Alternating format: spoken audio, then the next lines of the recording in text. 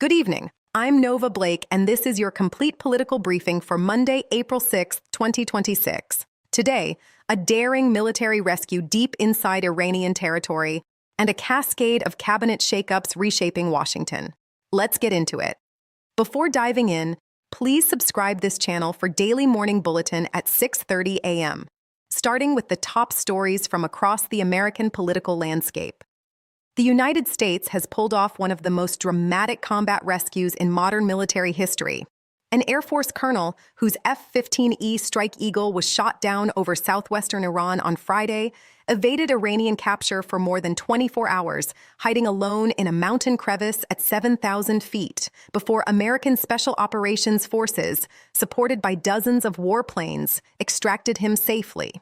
President Trump announced the rescue early Sunday morning, declaring in a Truth Social post that both crew members of the downed fighter were now safe.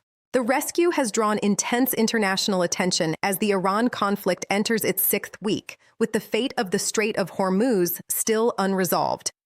The Department of Homeland Security partial government shutdown, now the longest in the agency's history, is inching toward a resolution after more than 49 days without full funding.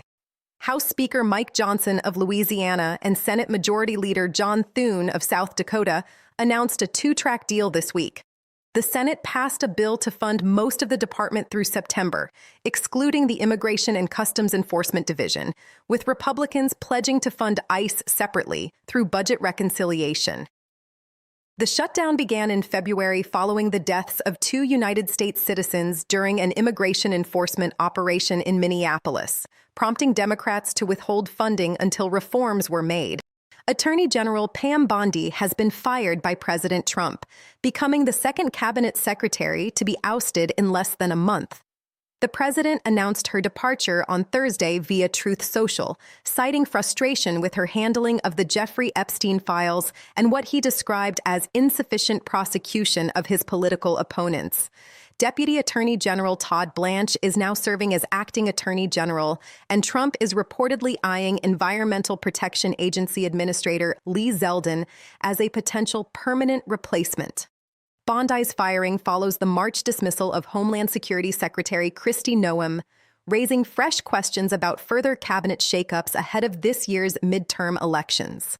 Defense Secretary Pete Hegseth fired Army Chief of Staff General Randy George on April 3rd, along with two other senior Army generals, the Chief of Chaplains, Major General William Green, and the Commanding General of Army Transformation and Training Command, General David Haughton.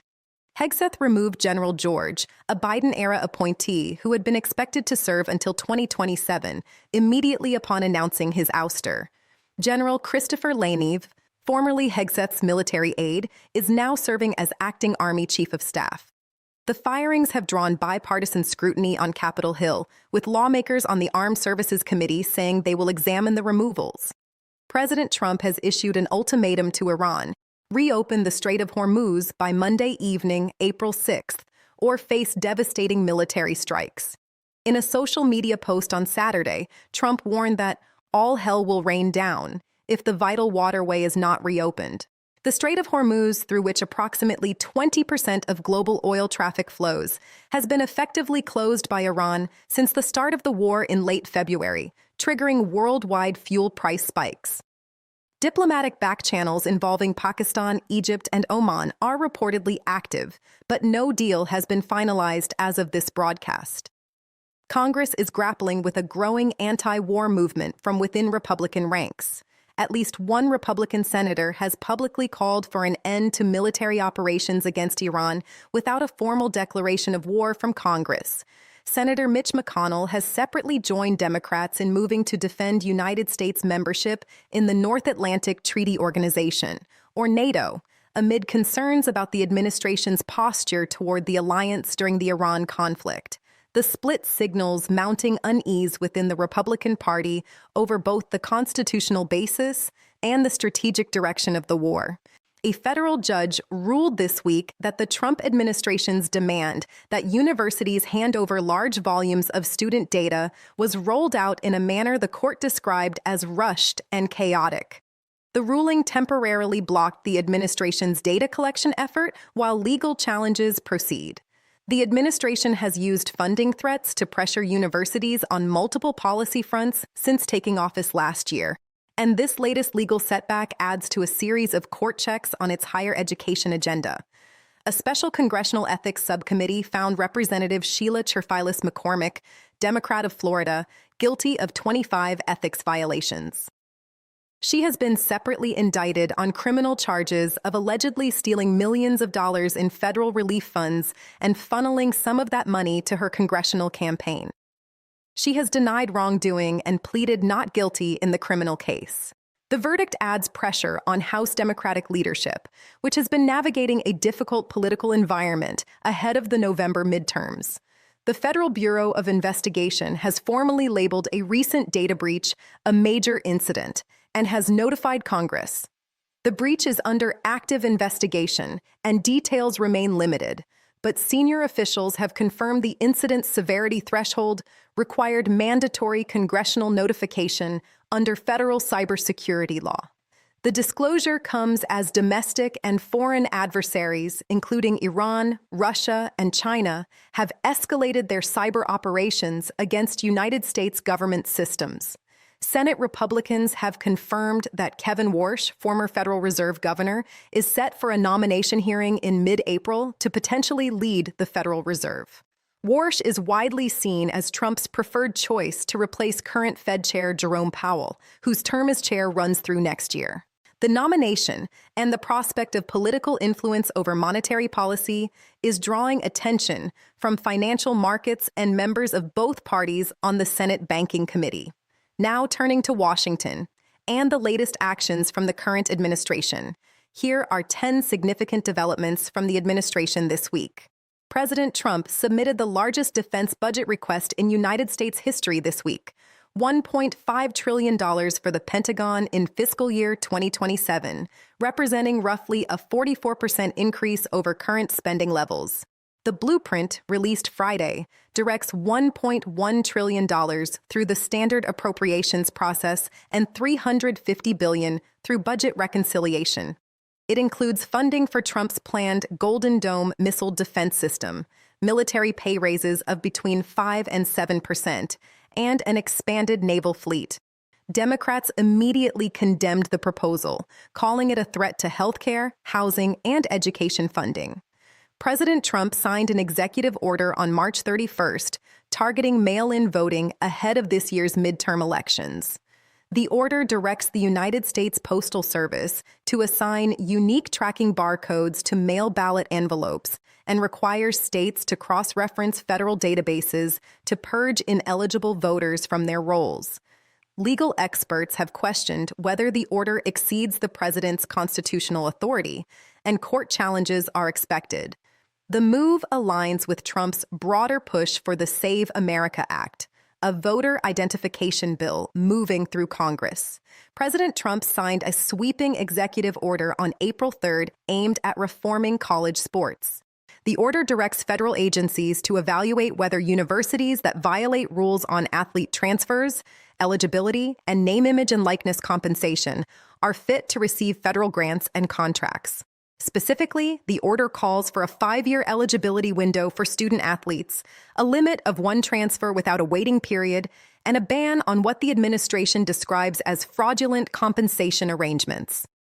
Legal challenges are widely anticipated, with attorneys noting courts have previously struck down related federal actions in the college sports space.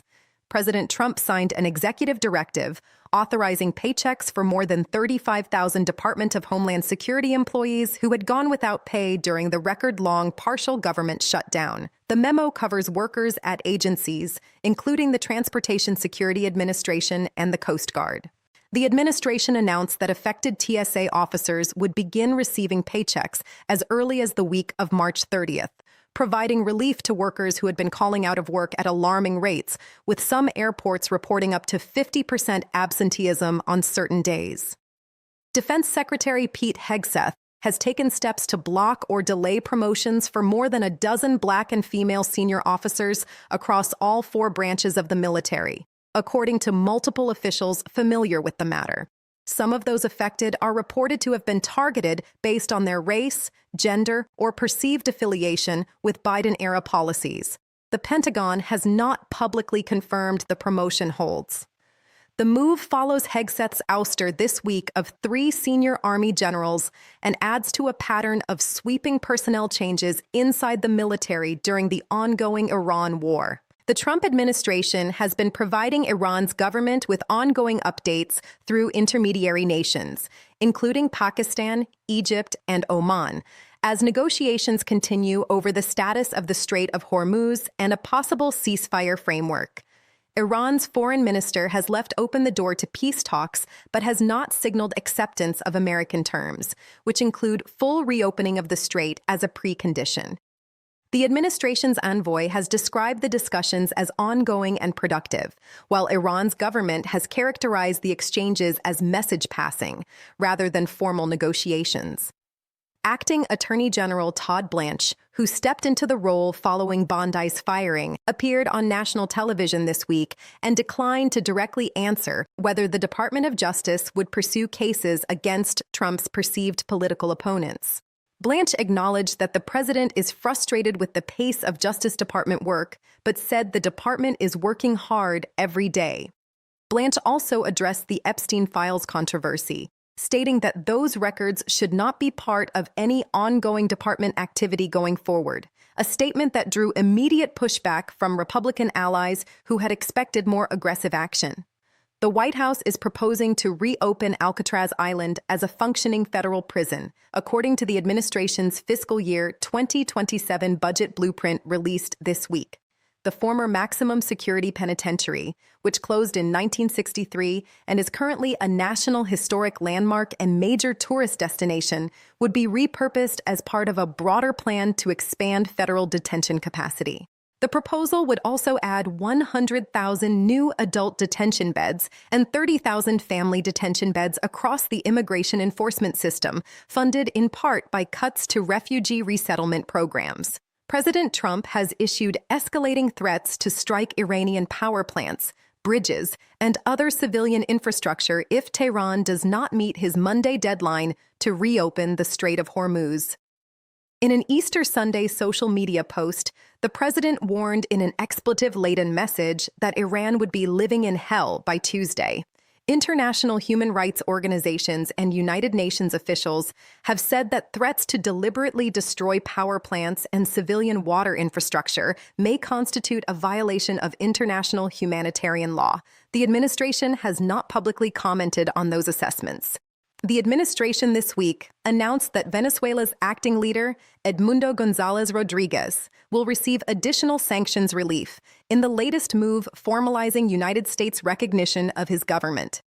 The decision follows the Trump-authorized military capture of former Venezuelan President Nicolás Maduro, with Washington increasingly treating Rodríguez as the legitimate governing authority in Caracas. The announcement includes expanded economic engagement measures and reflects a broader Western Hemisphere strategy of consolidating American influence across Latin America, in tandem with its ongoing Middle East military operations. That's your full briefing for Monday, April 6th, 2026. I'm Nova Blake. Stay informed, stay ahead. We'll see you next time.